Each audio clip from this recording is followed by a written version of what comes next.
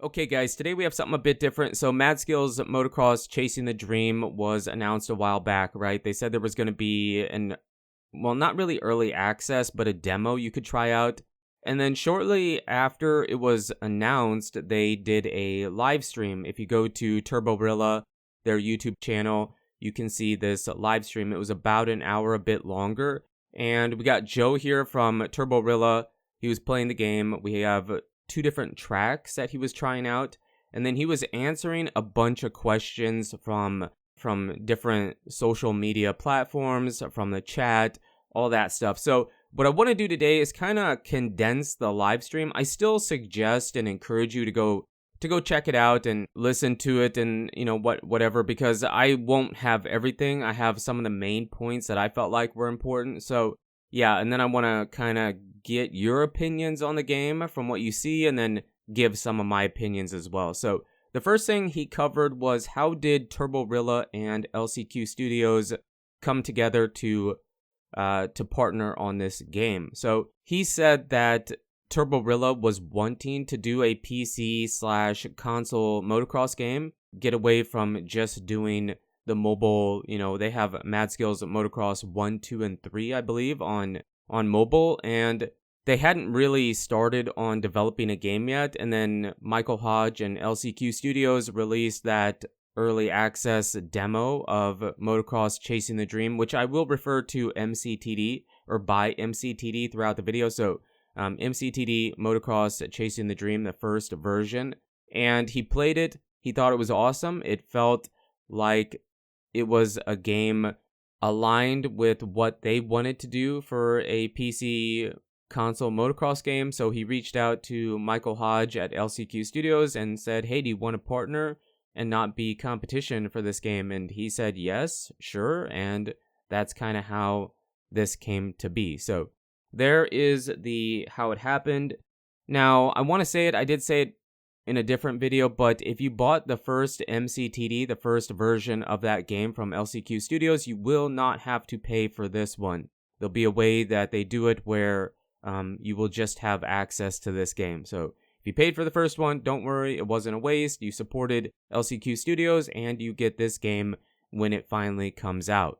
Now, for microtransactions, there shouldn't be any in the game. He did say they might have some DLC, maybe some track packs, or possibly a season pass if the players want it, but no loot boxes, microtransactions, things like that. He said that this game won't be the same as Mad Skills Motocross on mobile. That game is free, so they have microtransactions and ads to make money. I mean, they have to make money. But with this game, you're going to pay money for the game. So maybe some DLC stuff, but no microtransactions. So that's good to hear.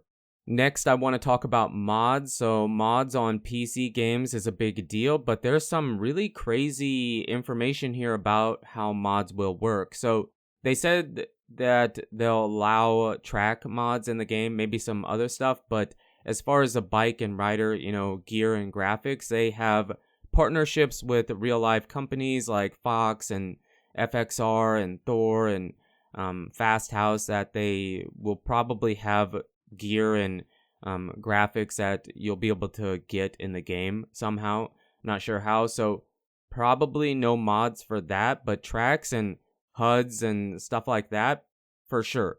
Now, the way it works, or he wants it to work, is it'll just be, I'm not sure how the modders will make it, but there'll just be a place in the game you go to, from the sounds of it, or from what I understood, there'll be a way to just go to a tab in the game, look at the tracks, for example, and then click on it, and boom, you have it. So think a Trials game, Trials Fusion, Trials Evolution, the mod maps in that game were very similar. So very easy to access, not like what you have to do with Reflex or MX Bikes or MX Sim on PC, because he did say he wants it to be accessible by console. So consoles will have access to these same mods when the game releases for that platform. So really cool, really good information regarding how mods will work.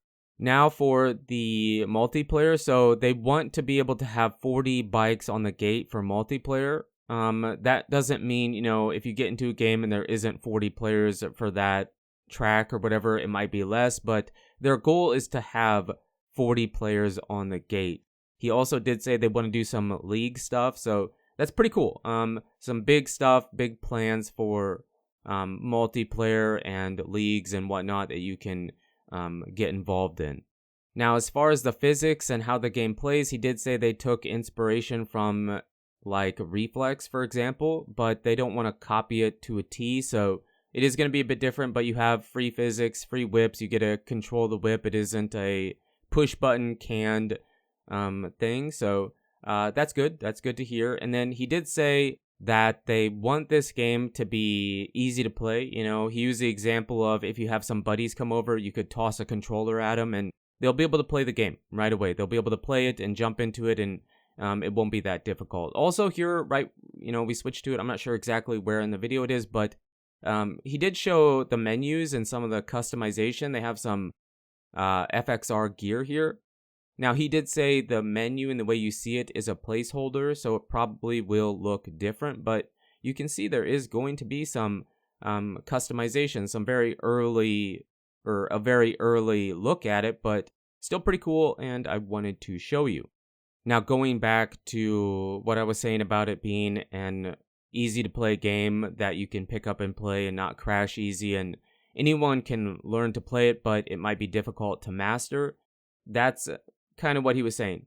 It won't be like MX bikes. I know some people were asking about that. He said, no, it won't be like a super simulator or whatever. So kind of interesting there. Now, he did mention the terrain deformation. It wasn't in this version of the game, but they definitely will have terrain deformation. He said that they believe that a good motocross game needs good terrain deformation, so expect to see that in the game as well. Also, this was a 125.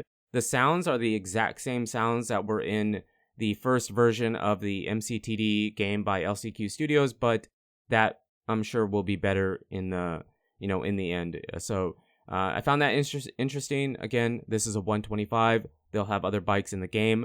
Now, the career, he did mention and talk about the career bit. He said the career will have choices you have to make, some cutscenes, and depending on the choices you make and whatnot, it will influence your experience through the career. He said it should help with, wanting to play the career more than one time. So I'm really interested to see what they do with the career. It sounds like they have some big ideas, and let's see if they can make it happen.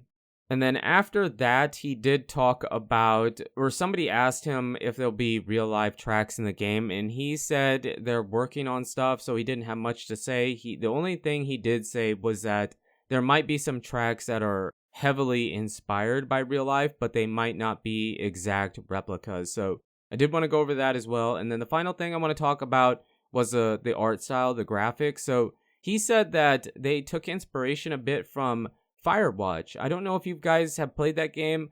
I haven't played it, but I know what it is. And if you go look at Firewatch, look up Firewatch, you'll see the resemblance, the similarities. It very much does feel like that. He said they didn't want to do hyper realistic because that's kind of difficult to do, but they didn't want to be too cartoony either. So kind of in the middle, kind of an in-between.